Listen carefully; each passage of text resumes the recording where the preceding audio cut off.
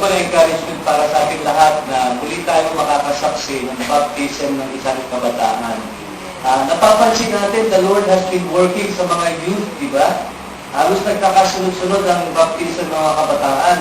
At ang prayer ko, at alam ko prayer ng bawat isang miyembro ng church na ito, na sana may susunod na kay Georgie sa mga kabataan na kinakausap ko dito.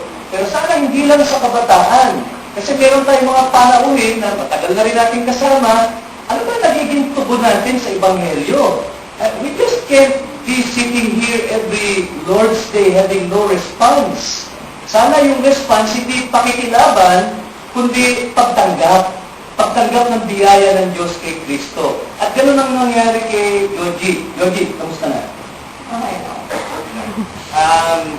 Paano kumilos ang Panginoon sa buhay mo, Georgie? Di ba, mga kabataan, parang marami pa silang mga pangarap, parang gusto mga enjoyin sa mundo. Ano po, pinakita po niya kung yung importante po para sa akin. Dahil na po, na marami pa pong years ahead na pwede po mag-intay sa akin. At yan, siya lang po yung kailangan ko. At hindi ko po kailangan na i-waste yung life ko sa bagay po na hindi po importante. Ano ba ang mga importante sa iyo dati? Galaw. Basta ang punto, ano ang importante sa iyo ngayon? Yung si God po, at yung pag-service po sa kanya, at pag-hate po sa sin. Ano ba ang batayan ng kaligtasan ng mga makasalanan katulad natin?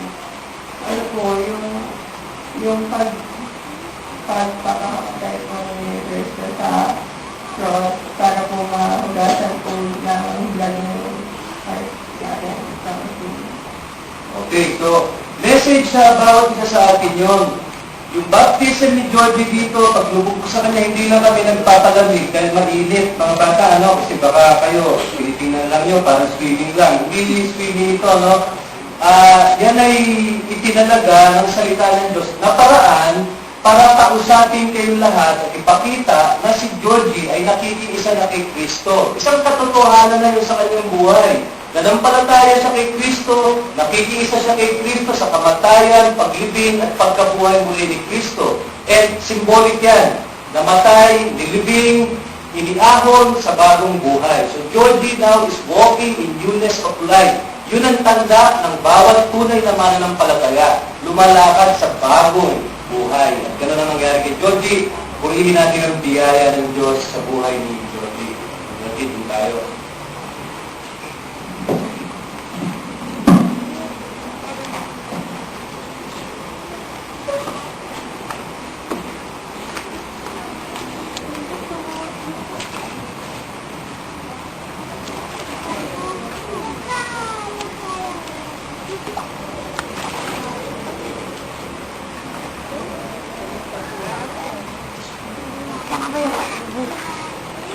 So, Georgie, committed ka na kilalanin ang Panginoong Jesus bilang iyong tagapagligtas at Panginoon habang ikaw ay nabubuhay. At kahit na dumating ang mga tukso at pagsubok, ay mananatili kang matapat sa Kanya. I baptize you in the name of the Father, of the Son, and of the Holy Spirit. Brother Gerard, pwede ka bang manalangin? And then after manalangin si Brother Gerard, awitin natin ang doxology.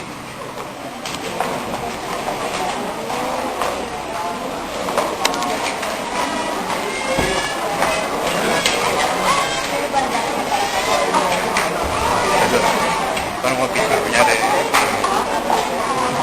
Hindi, big lang.